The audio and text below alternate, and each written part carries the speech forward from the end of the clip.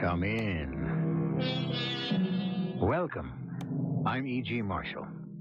A popular theme for stories throughout the centuries is the one that concerns the worm who turned.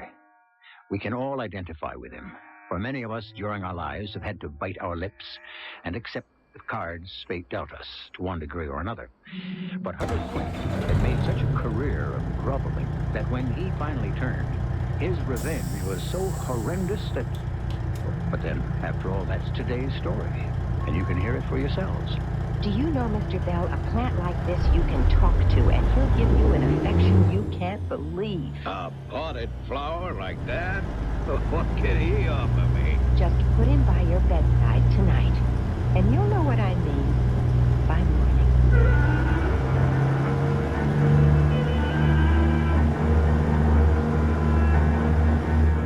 Our mystery drama, The Vampire Plant, was written especially for the Mystery Theater by Ian Martin and stars Robert Dryden. It is sponsored in part by True Value Hardware Stores. I'll be back shortly with Act One.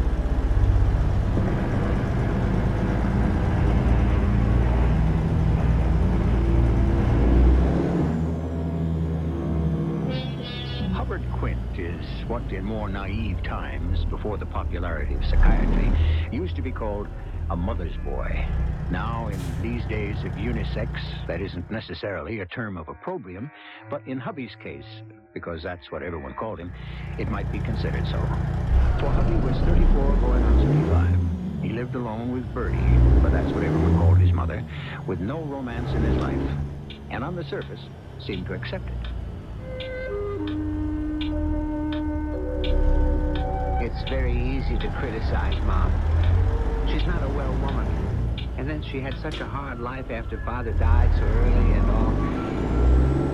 Sometimes I think, though, it might have been easier if I'd controlled the burglar alarm business my father left. But then he didn't leave it to me. It's really all the blows she suffered that made her the way she is. She can't help it. Albert? Yes, Mom? What are you doing? Where are you? Well, I'm just finished cleaning up, Mom. You get in here to my room. I need you. Coming, Mom. You all right? Of course, I'm not all right. You know I need help to get into bed. Yes, Mom. What were you doing, taking so long? Well, I had to clear the table and straighten up the dining room and wash and dry the dishes and put them away. Then I had to put out the garbage and lock up. You're sure you weren't sneaking a look at TV? Oh, no. There's nothing on tonight anyway. Hmm. What did you want me for, Mom? A poor old woman. Crippled with arthritis, but no one cares. Not even my one and only son. Oh, Mom, that's not true. I don't like to see you in pain. Then why can't you remember my bedtime? Well, I was busy. I guess I just didn't see what time it was. Night after night. When you know I haven't the strength to get out of my chair and into bed. I'll help you now, Mom. Careful. Oh, there. Now, keep your arm still so I can lean on it to get to the bed. Like that? Well, near enough. It doesn't matter. I'm there now. Get my robe off. Yes. That's it. Oh, poor old bones. Look at that. Where does the time go to? It's late. It's just 10 o'clock. It's 5 after. You know I should be asleep now for my health. So should you. Mom, I'm not due to work till 8:30. Yes. But by the time you make breakfast and bring up my tray, prepare my lunch and get everything ready for dinner, you need to be up by 6. Yes, Mom. Now, tuck me in. There. How's that? I don't know what I'd do without you. You won't ever leave me, will you, hubby? Well, Promise you'll be with me till I draw my last breath. I promise. With my boy close by my side, I'll live forever. I hope you do, Mom. That wasn't the truth, I'm ashamed to say. Taking care of my mother is what you could say confining. I don't have much time to myself. But a guy's got to have some kind of private life, and the way mine is like this. Morning, Miss Bradley. Hi there, Squirt. Quint. Oh, yeah. How come I always get that wrong? I don't know. What's doing for today? Any mail for me? Oh, matter of fact, yeah. Hey, 6 of them. Thank you. What is your fatal charm? Those letters have been smelling up the dispatcher's office ever since the mail comes. They're loaded with perfume. Hey, what are you, some kind of Don John? Oh, no. These are just pen pals. You know, girls I write to. Now, why don't you have your mail sent to your house? Are you kidding? Yeah, that's right. I heard about your mother.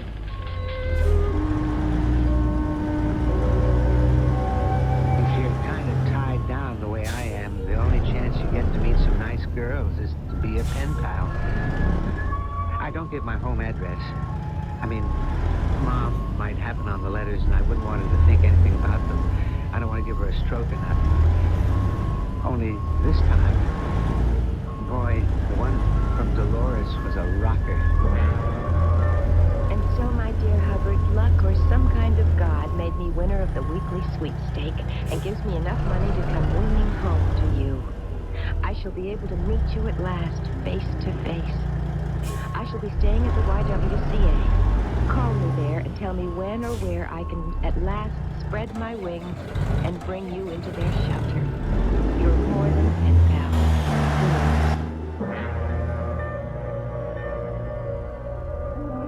What are you so fidgety about, Hubbard? Oh, nothing. It's kind of late. Long past 9 this time. You can turn off my light. You better get off to sleep yourself. Yes, Mom. Good night. Sweet dreams. Same to you.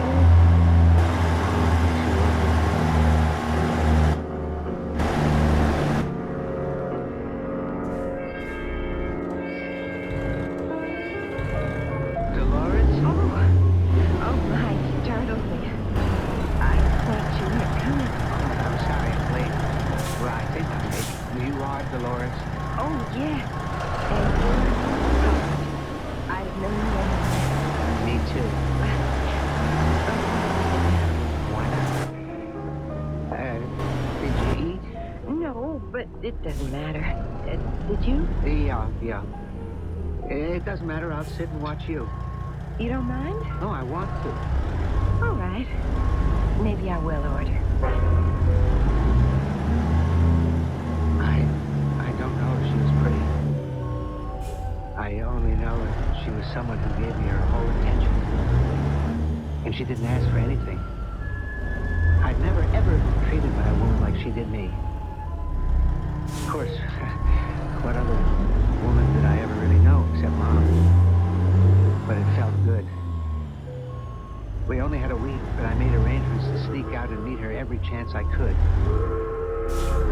I've never been on a ferry before. We don't have time in the Midwest. It's wonderful. I wish I could do more for you. Oh, you've already done so much. Are you enjoying your visit? Oh, yes. I just wish it could be more than that. So do I.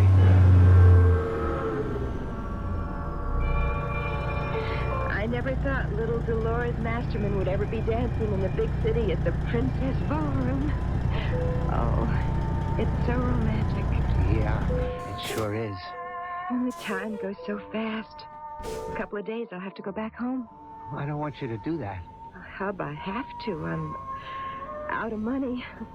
Have to get back to my job at the potty store. No, if you go all the way back there, I'll never see you again. I know it. I don't want to. If we were to get married, then still be Mom. Well, I wouldn't mind taking care of her or helping. Well, you don't know Mom.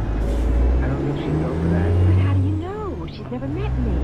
Couldn't you give it a chance? No, I don't think that I that's... didn't tell you yet. I brought her a present, a real nice plant, one of my favorites. I think Hilo and Durantes might help change her mind. What? I don't get you. Oh, Hub, you don't know about plants.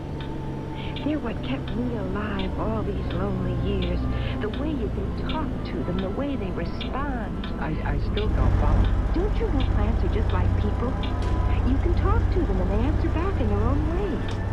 You can train them to feel what you want them to feel.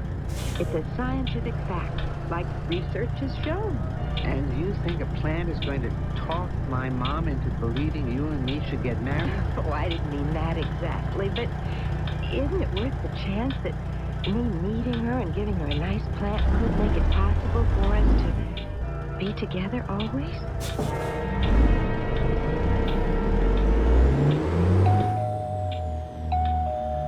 That'll be Dolores now, Mom. I never thought I'd see the day my son would desert me. Oh, Mom. Where did I go wrong to let this woman lead my son astray? Mom, please. I've got to let Dolores in.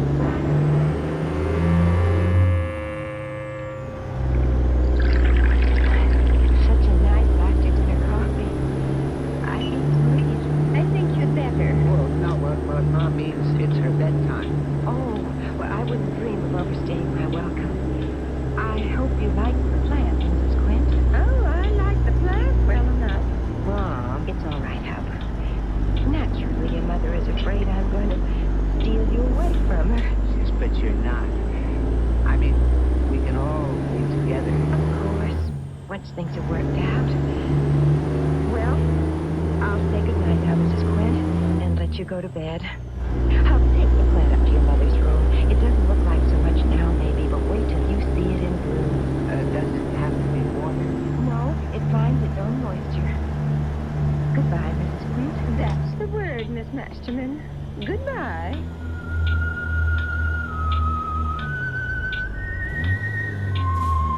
Okay, Mom. Anything else? Or shall I turn out the light? Who turned out all of the lights for me, deserting me for a hussy like that? Mom, she's a nice girl. And anyway, who said I'm deserting you? You better not.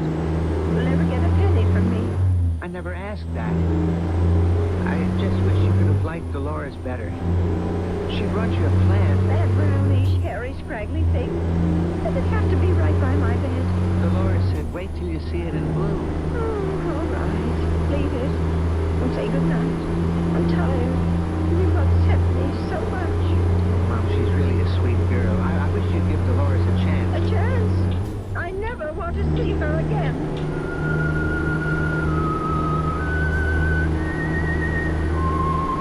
Mom, but I wish. She never did. The next morning when I brought up the breakfast tray, the first thing I noticed was the plant in full, heavy, blood-red blossoms. The next thing was Mom, whiter than any ghost, with a dry, drained whiteness that made her seem to be made of powder, as if when you touched her, she would turn to that. I didn't even have to put down the tray to know she was dead.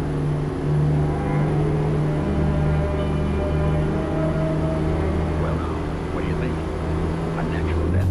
Or is there something strangely occult, strangely fortuitous in Bertie Quint's death? Certainly, she will be little lamented. She was a horrid woman. But still, she was entitled to die in her own time. Or did some strange force hasten her death? I'll return shortly with Act 2.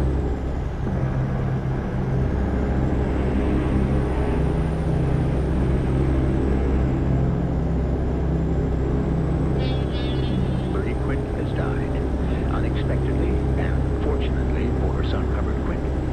Fate has suddenly extended to him a freedom that he has secretly longed for and never imagined would be his. Or so it seems. But the circumstances of Bertie's precipitous demise puzzle Dr. Ezekiel Harwich, who has known her for half a century. What do you think caused it, Dr. Harwich? Yeah, I don't know about that. I'm sure her death came as much of a surprise to me as it must have to you. Oh, it did.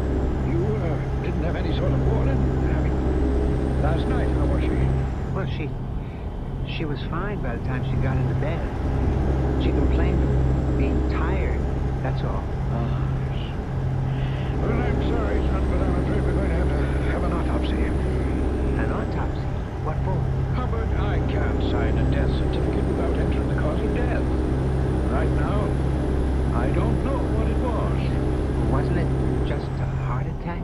definitely wasn't that. Cardiac arrest, yes, but for no evident reason.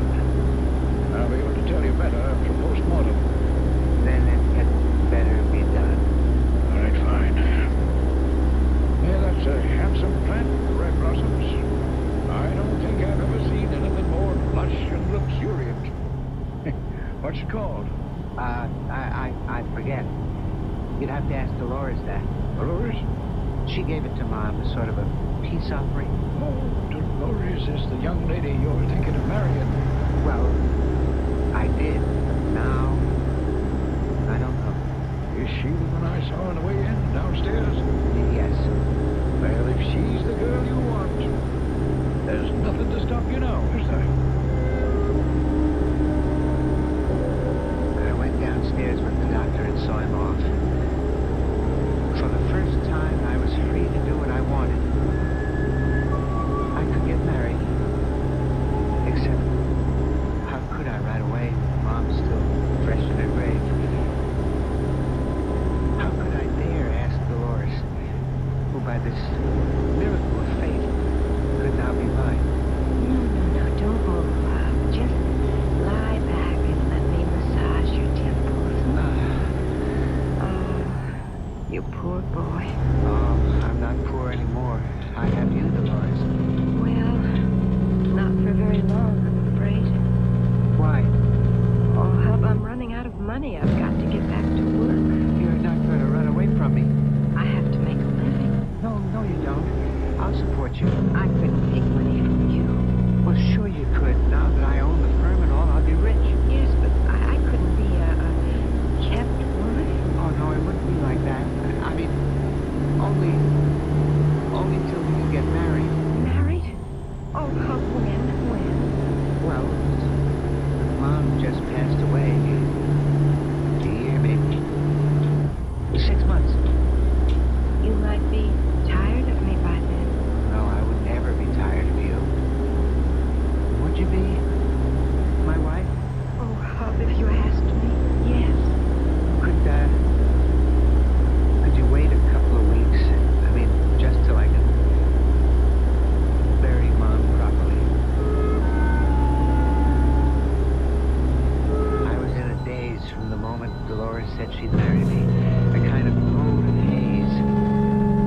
So much so, I found it hard to understand what Dr. Harwich was trying to tell me the following morning about the autopsy.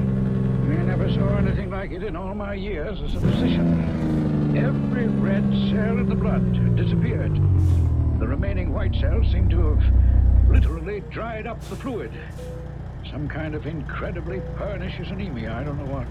None of us do. You mean it was some kind of a disease or something? Some kind, yes.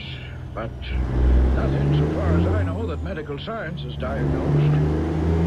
But I've taken specimens of all the internal organs, arteries, veins, what's remained of the blood fluid, and we'll keep at it. Hope to come up with an answer. Is it all right to bury Mom now? Oh, of course, my boy. The death certificate has been issued, and I'm sorry to bother you with these medical details in the midst of your grief. Oh, no, that wasn't exactly why I asked. I just wanted to make sure because I'm going to be married. Married? Oh, yes, of course, to that girl who gave your mother that beautiful plant. Yes, Dolores. Well, when are you going to be married? 2 weeks. Oh, do you think people will think that's too soon?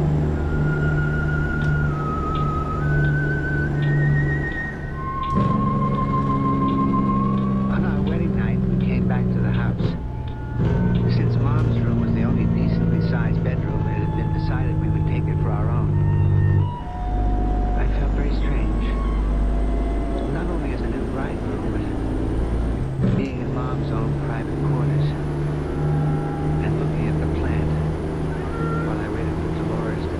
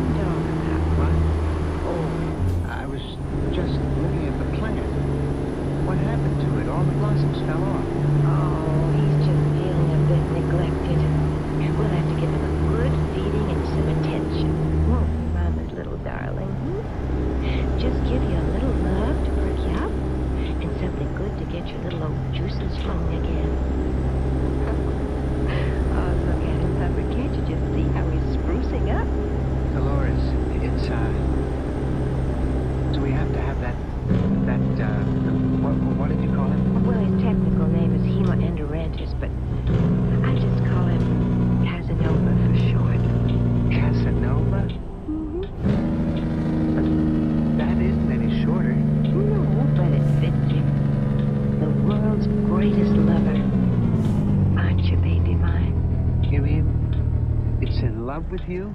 Sure he is. I taught him. I've had him ever since he was a cutting. Didn't I tell you you could talk to plants and teach them almost anything? Oh, you can.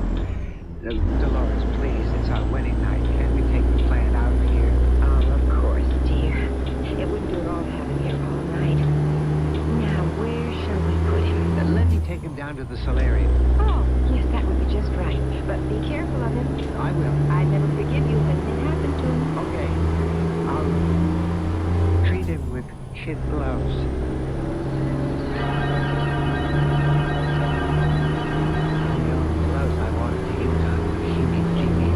Whatever his Latin name was, 8-ounce ones, off their fists. Some heck of a note that I'd finally get to my wedding night and find myself jealous of a plan.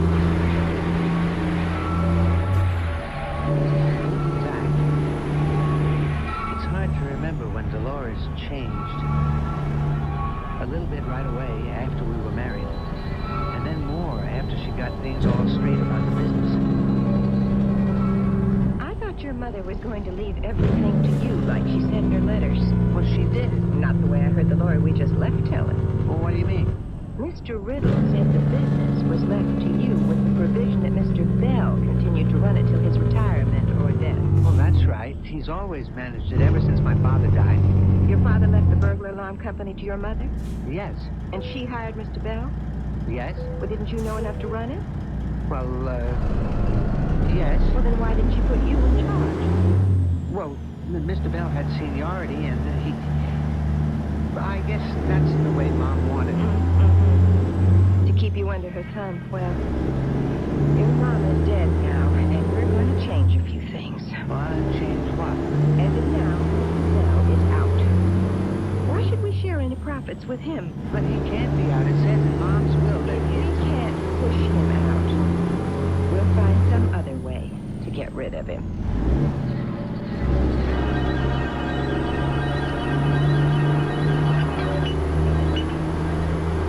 Some more coffee, Mr. Bell? It was a good dinner, but it's time for me to be getting along. You live all alone, I understand. Just an old bachelor. Oh, well then I'll have to give you a present to keep you company. Darling, would you fetch Casanova? the plant. Yes, dear. And please don't keep Mr. Bell waiting. Well, what's going on here? Oh, just a little present for you. A very special plant called Hemaendoretis. That's a mouthful for you. Yes, isn't it? But, I don't need a plant. Oh, you need this one. Believe me, Mr. Bell, do you know a plant like this you can talk to and he'll give you an affection you can't believe. Just put him by your bedside for tonight. And you'll know what I mean by morning. Here's your boyfriend. Oh, that plant don't look like much. Well, you just keep him close to you and he'll surprise you. Won't you, baby mine? Aren't you going to take care of Mr. Bell? Well, I don't think I really... Please don't refuse me. Take him home. You'll be surprised the difference he'll make in your life. I didn't quite know what she meant by that. I had this shivery feeling that I didn't want to know. There was something going on underneath, hidden, inhuman. And I realized it had to do with Dolores and a spell she had thrown over me. So I wasn't surprised at all when I called in the following day at lunch to the dispatcher, Miss Bradley. Quick burglar alarm. It's Hub Quinn, Miss Bradley. I finished up the Claridge job. You got the assignments? I'm glad you called in. We've been looking for you. What? How come? It's Mr. Bell. We need you back here right away Why? to take over the office. Mr. Bell is dead. Why? He didn't come in this morning, didn't answer his phone. So I went over to his house. I found him still in his bed. Dead. Well, how? Well, that's what no one seems to know. Police, doctors, no one. Tell me something, Miss Bradley. Did he have a plant near his bed? A plant? Oh, yeah. A big, gorgeous one with bright red flowers and long trailing stuff. I was afraid of that. Listen, is his house open? No. After everyone left, I closed up and took the key. You have it with you now? Yeah. Then meet me there right away.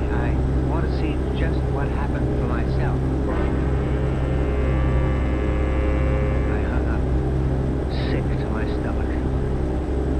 All morning I'd refused to believe it, ever since I'd gone to the library and had the librarian translate what hemoenteritis meant. Blood-eating, blood-sucking, a vampire. That's what the plan was. And if Mr. Bell's death showed the same symptoms as Mom's, where was I? What could I prove?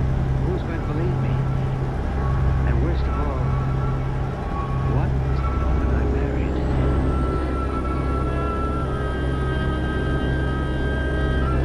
I promised you in the beginning it might get rather horrendous. Can we really suppose that a plant has actually sucked the lifeblood from two people to preserve its own existence? Or that a woman has really used this obscene way to achieve her own selfish desires? For all answers, I refer you to the third act, which will follow shortly.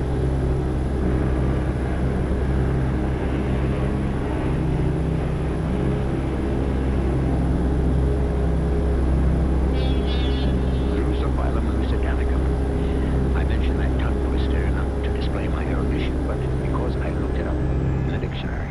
It's the Latin name for a cannibal plant that snares and eats flies. And there are sea anemones that devour small fish.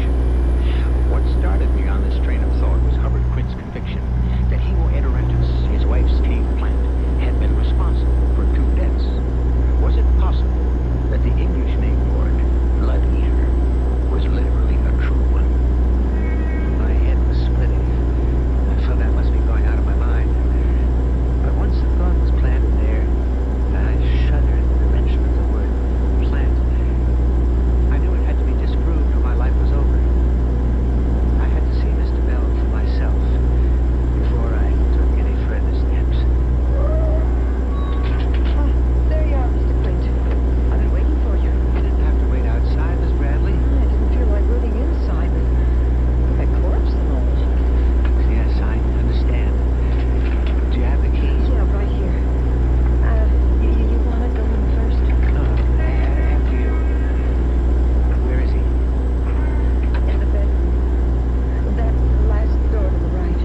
Should I come with you? Whatever you want. That's him. In the bed.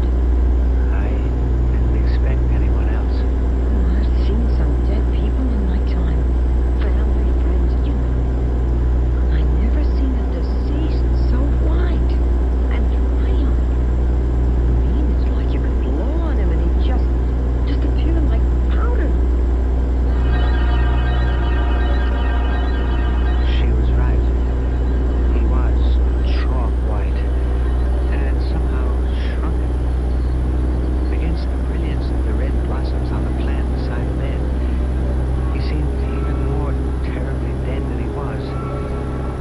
If there is any way of being more than dead, what was it? Then I knew. He looked already embalmed, with all the blood drawn from his veins. Who was the doctor who saw him? I didn't know anyone else to call, so I called your doctor. Ezekiel Harwich? Yeah. Did I do something wrong? No, Miss Bradley, you did exactly right. Come on, I'll drop you at the office and go visit the doctor. But first, What are you doing? I'm taking this plant with me. It belongs to my wife. I'd just like to make sure if she wants it back.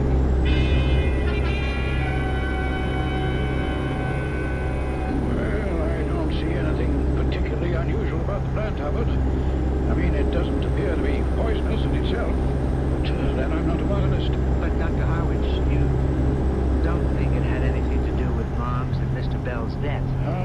Indirectly, perhaps. Well, how? How much do you know about your wife's background, Hubbard? Could she perhaps have lived in the tropics or South America? No, I don't think so. She never said. Why?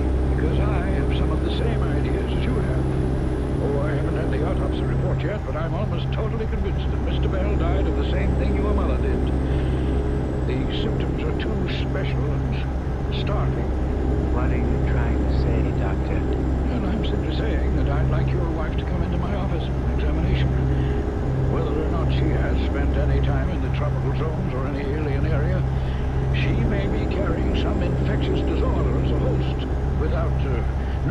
it or having it affect her. What, Dolores? Oh, yes. So please urge her to come to me or at least go through a series of tests at the hospital.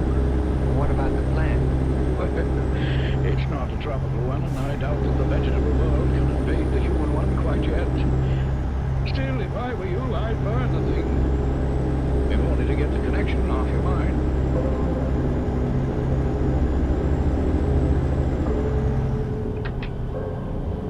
Huh? Is that you? Yes, What are you doing home so soon? Mr. Bell. He's dead. Oh, no. An accident? I wonder. Not exactly. He died in his bed. In his sleep. Heart? No. What are you looking at? What? It's my cabinet, my plant. Where did you get it? Right beside Mr. Bell's bed. The one he died in. Oh, dear. I hope the poor man had a chance to enjoy it. Oh, look, he's blooming again. Yes. Just like after Mom died. What makes this plant bloom, Dolores? Oh, the same as any other. Care, proper feeding, enough sun, water. Water. Is that the only liquid? What others are there for a plant? Blood. Blood. What would happen if I broke one of the stems here? What would it bleed, white or red? Well, why don't you try for yourself and see? Right, I will. Nothing. Already it's beginning to dry up. The flowers starting to wither. What kind of a plant is this, Dolores? It's just a wildflower I found in the woods, brought home and cultivated. What woods? Where? Mom and Mr. Bell, they both died the same way. And this plant was right by their bedsides. What are you saying? I don't know, Dolores. I'm so mixed up. There was something wrong about the way Mom and Mr. Bell died. And you gave this plant to both of them. Are you suggesting I had anything to do with their deaths? I'm only trying to face facts. Oh, darling. Let's not talk anymore now. We are both upset and you're desperately tired. Let's just have dinner and a good sleep, and tomorrow, maybe we can face things more sensibly. I stuck the darn plant on the mantle. Found I was shivering. I lit the fire, which was already made, and went to stretch on my big armchair. Before I knew it, I was asleep. It was late when Dolores awoke me, and we had an almost silent dinner. After we cleaned up and were on our way to bed, we passed through the living room. I saw the plant. The blossoms were gone, dried up, as if they'd never been. What is it, huh? Look at it. It's gorged itself, and now it's looking around for another victim. What? The plant, the plant. Oh, how will you forget about that silly thing and go to bed? I'm going back to the kitchen to get us a nice hot toddy to put us both to sleep. To put us both to sleep. Or just me, maybe. And the plant is looking for its next victim. Me? Why not? It would complete the cycle and leave my wife with everything. First Mom, then Mr. Bell, then me. No, I wouldn't take a chance on that. There was one way to stop it. By the time Dolores came back with the hot drinks, Hemoedorentis was almost reduced to ashes. Here are the drinks, huh? My, what makes the fire so bright?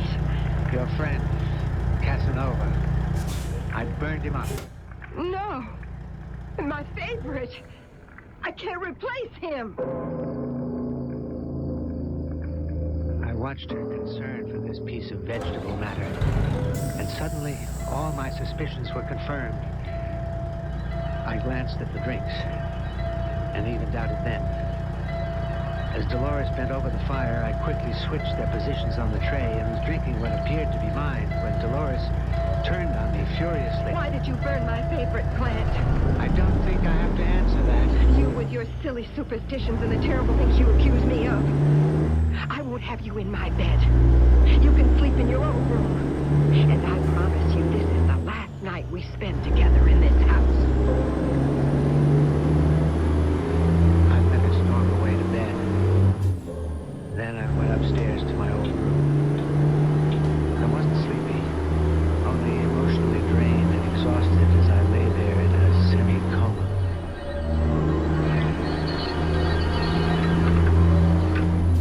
I don't know how much time had passed before I heard my door open stealthily. In some reflected glow from the moon, or perhaps a street light, I could see Dolores' figure outlined as she came towards me. She swayed as she walked, as if fighting sleep. As I'm sure she was, since she had my drink instead of her own. I lay still and kept breathing evenly as she looked down at me. Poor fool. I had to use you. You were my only chance. But there isn't any room for conscience now. Once I can have it all. You burned up the parent hub, but the children I saved. And a child learns very fast. Has a huge hunger. Oh, there you are, my darling. My hungry darling. Eat and drink and suck his life away. We have no use for him anymore.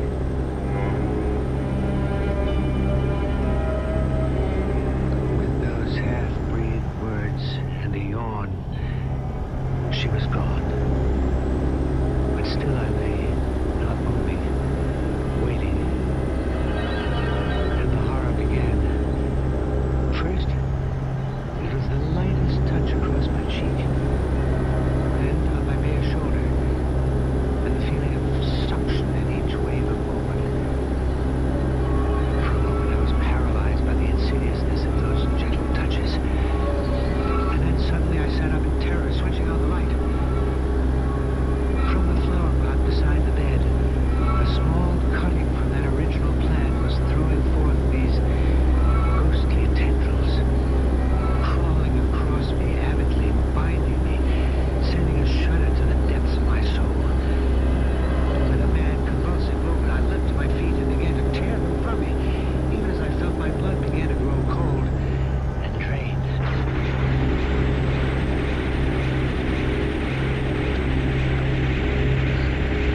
Pot in my hand, came into my mother's room, where Dolores lay asleep, drugged by the drink she had meant for me. I had no compunction as I placed the plant beside her and watched the tendrils reach for her body. Then I left. I went to the cellar. I gathered all the old papers, soaking them with gasoline from the lawnmower can. There was no point in searching the house. She could have hidden cuttings of that dreadful plant anywhere, but at least they had to be in the house. I laid a kerosene trail toward the papers and the gas can. I lit it and went upstairs. I wished I had something to live for, but I haven't. I only had loved one woman, but she didn't love me. I would have said a prayer for both Dolores and myself, but I didn't have time.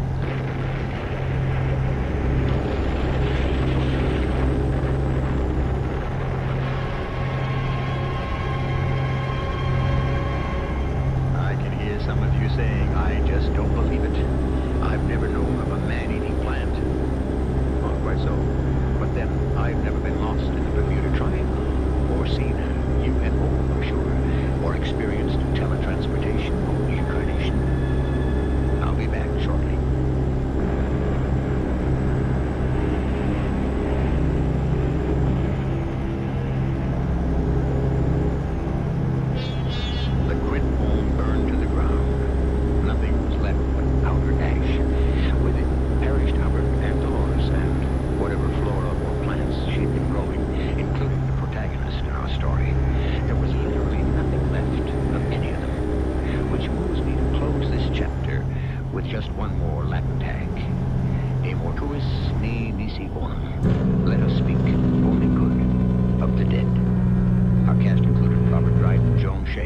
McCarthy and Ian Martin. The entire production was under the direction of Hyman Brown.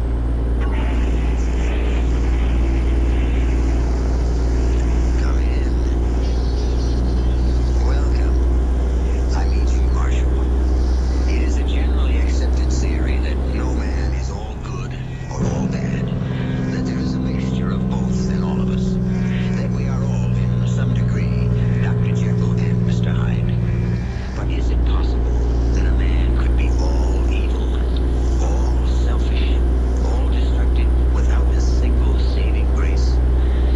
This is a study of such a man. Lord, the old goat never die. The bishop is dead. He asked for you at the last. You heard me, Carl. I hear you. Of course I did.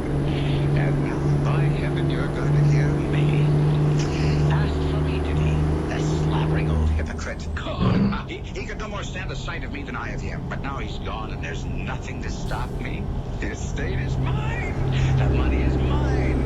Now I can rock the rafters, the 7 deadly sins, the 10 commandments. I'm going to commit all the first, and I'll break all the second.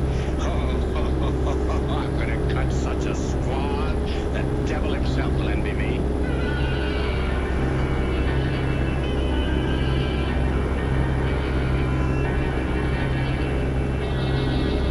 Our mystery drama, Markheim, Man or Monster, was suggested by the Robert Louis Stevenson classic and was written especially for the Mystery Theater by Ian Martin and stars Kevin McCarthy.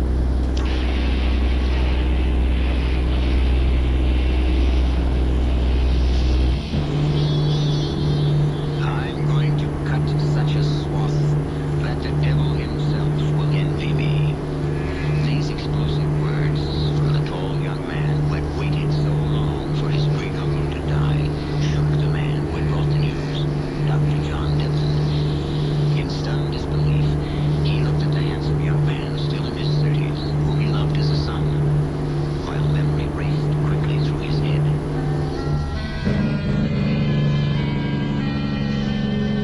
I had known Karl Markheim all his life. I should. I brought him into the world. Perhaps what I should be saying is I thought I had known him. Oh, I realized that beneath the dark, Byronic beauty of his physical presence and his magnetic charm, he was lazy and shiftless and frequently arrogant. But since his parents' death, I had stood in local veritas to him and accepted his faults as any parent eventually must do with a grown man. And yet, till this moment, I had failed to realize the ugly evilness that lurked deep within him. Carl, control yourself. The house is full of mourners who loved and respected the great man we just lost. Come with me quickly into the library till you can get hold of him. I can control myself, Uncle John. If I can keep myself at hand, swallow my bile all those years I had to scratch for handouts, how easy do you think it's going to be for me now that I'm king of the hill? Carl, boy, save some pity and sorrow for the poor old man. He was your great uncle. He was a family nemesis. He sat on the estate and the money, pontificating on the virtues of frugality and self-denial, refuting my father his share, pounding him into mediocrity, turning him into a fawning dog, killing him in the end. And my mother with him, may he rot in hell. The bishop. Well, then, heaven, wherever he chooses, or wherever he was led, all I care for is that at last he is dead and I am alive and free. Oh, come, Uncle, let's start the festivities. I follow my foster son from the room, my old legs unable to keep up with the vigorous stride of his younger ones. I watch him pass among the guests, perfect picture of subdued grief and compassion. His tall figure above everyone as he moves through the crowd of mourners towards the Childers family, oldest and dearest friends of Carl's father and mother. And I cannot believe it, watching him now. The thoughts that he has put into words in front of me. Carl, my dear boy, my deepest condolences.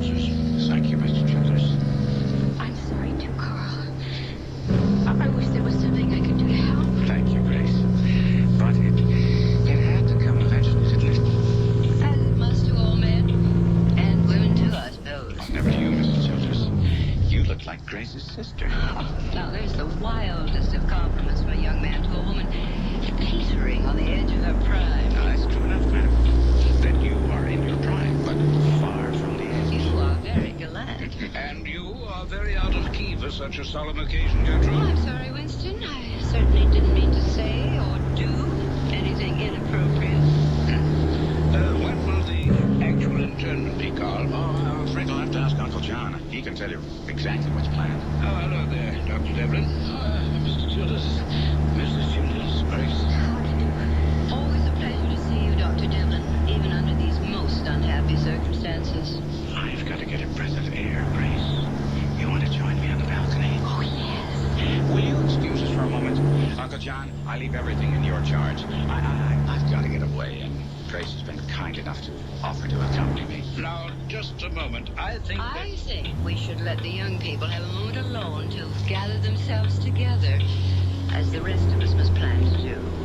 Well, of course, darling, if you think so. You'll excuse us then? By all means. Oh, look, Carl. There's a full moon. Lover's moon. Strange thing to have to equate with death. I can't imagine death. I can't even think how it might be. How could you at 18? 19. Almost 20. You growing up so soon, little Grace. I have been grown up for some time. And let's not go through any of that old routine about how you used to dangle me on your... Didn't I? Well, if you did, I was either much too old or you much too young. How old are you anyway? Older than the pyramids. What? Before my great uncle died. Now, I've dropped a decade like a snake sloughs his skin. I'm back to my 20s, not my 30s. Oh, I wish you really believed that. Carl, I've been in love with you all my life. I wish you could see me as a woman. Grace, my dear. Carl, excuse me, but the undertakers are here.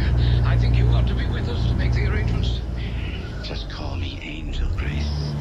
The angel of death. As presumptive heir, I must spread my wings and fly to sit and hatch the golden eggs with all due pomp and ceremony. Oh, I'd love to call you Angel, but for very different reasons. And now you can afford a wife. You know, you are a very forward little minx and an attractive one. Carl, how are you coming? Oh, I wouldn't miss it for the world, Uncle John. I can't wait to be in at that death. I'm very displeased with you, Gertrude. Are you, Winston, dear? What about this time? Grace, sending her off with that great Markheim. You disapprove of young Markheim as a husband for Grace? He's not young. Oh, he's in his 30s, young enough, and now gloriously rich. And I'm sorry to disappoint you, my dear, but as family lawyer, I have withdrawn the bishop's will. The entire estate goes to the church, except for a small pittance to his grandnephew. Oh, no. Oh, Grace, the way she looks at him, you can see she adores him. And she does have money of her own. On which, as long as I have any say about it, she'll never lay a finger. I can't explain. I'm returning your daughter to you, safe and sound. If you'll excuse me, I understand the undertakers are here, and I shall be needed. Then we'll go. Grace, you and your mother go home. I shall stay for the reading of the will. So soon? If you prefer to wait. No, by all means. Let's have anything pleasant that we can on this unfortunately dreary occasion. I shall make all due haste to have the bishop transported to the mortician so that he can robe and prepare him for his lost retreat. Carl! Oh, forgive me, Mrs. Childers, but Carl, you're keeping us waiting. If you'll excuse me. Quite all right. I'm sorry, Uncle John. I didn't realize that the old boy was in that much of a hurry. I don't believe it. Everything. The estate, this house, all the money to the church. You heard the will. I'll contest it. I'll drag it through every court. Now, easy, Carl, easy. He left you a yearly allowance. £1,000 a year? Well, that's not enough to keep me in cigars. I think the bishop had it in mind that it was high time for you to start earning your own living. Don't you look down your nose at me, you pompous fascist. Carl, control yourself. It's quite all right, Dr. Devlin. I can well understand Markheim's disappointment. But time will accustom him to his new status in life. The will entitles him to stay on for 6 months in the house. It will take that long to clear probate anyhow. You'll never clear probate. I'll contest. Now, that's your election. But let me warn you, Markheim. I drew this will, and it's ironclad. You can't break it. Besides, it'll cost money to contest, and it seems that's what you have, in your own words, very little of. Good day, gentlemen. Good day, Mr. Chills. Oh, that fat, supercilious, vulgar little... Oh, will you stop it? I can't bear to see you like this. You mean as I really am? No, I won't believe that of you. Then watch me find a way to cut him down to size. You can't, Carl. You have no power to change what is. Oh, you think not? You think not? When one has no scruples and long ago buried his conscience, anything and everything is possible. Now stop looking so scandalized. Is the naked truth more than your Victorian morals can bear?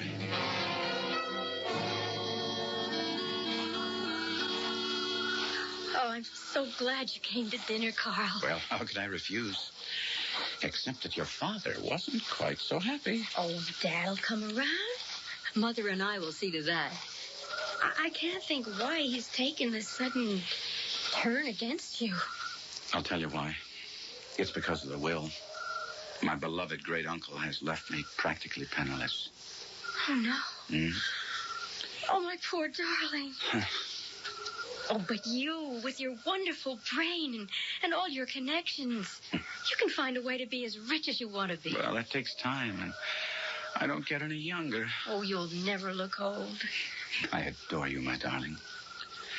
I have all my life watching, waiting for you to grow up. You have to be old enough to ask you to be... Well, it's all impossible now. What's impossible? For us to be married? Just because you haven't much money? Well, I have more than enough for both of us. Mine that my uncle left me. Oh, darling, if that's all that stands between us, kiss me, and we'll be married as soon as it's decent. No, sir. Never will I give my consent.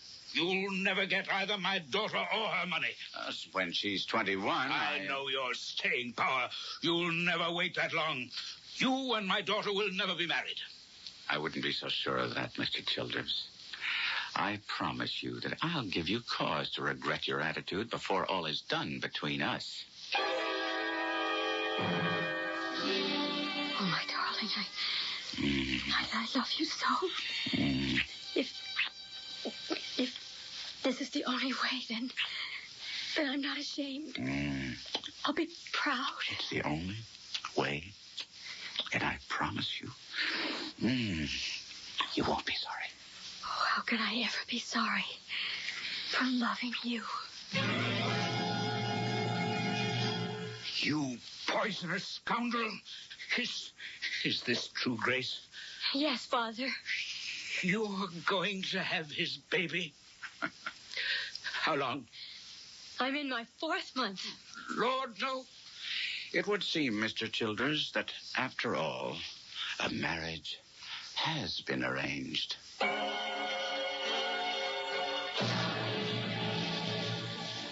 Without scruples or conscience, anything is possible. It would seem that Karl Markheim's statement is right. Let's see his score so far.